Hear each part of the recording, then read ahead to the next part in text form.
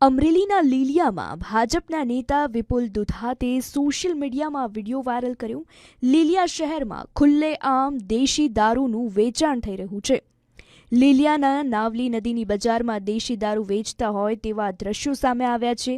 અહીં શાકભાજીની જેમ દારૂ મળી રહ્યો છે, ત્યારે આ બાબતે તેઓ ફરિયાદ કરવા પહોંચ્યા ત્યારે શું થયું આવો સાંભળીએ। રજૂઆત લઈને ગયેલા કે લીલિયા તાલુકાના ગામની અંદર જે અલગ અલગ ગામોની અંદર ખુલ્લેઆમ દારૂ વેચાય છે તે બાબતે રજૂઆત કરેલ, પરંતુ એસપી દ્વારા એવું કહેવામાં આવેલ કે લોકોને દારૂ પીતા બંધ કરો, દારૂ અમે વેચવા માટેનું કડકાઈ કરીએ છીએ, અને એના જે જવાબ અને વર્તન હતા એ બિલકુલ ખરાબ હતું અને એક અધિકારીને શોભે એ પ્રકારનું કોઈ પણ વર્તન ના હતું।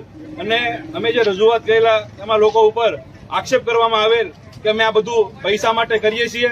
તો મારી આ મીડિયાના માધ્યમથી એસપીને ચેલેન્જ છે કે લીલિયા તાલુકાની અંદર જે ગામની અંદર જઈને પૂછો કે વિપુલ દુધાત જિલ્લા પંચાયતના સભ્ય કે મારા પિતાશ્રી હતા મગનભાઈ દુધાત, અમે ક્યારેય અમારો પરિવાર પૈસા માટે કરતો નથી।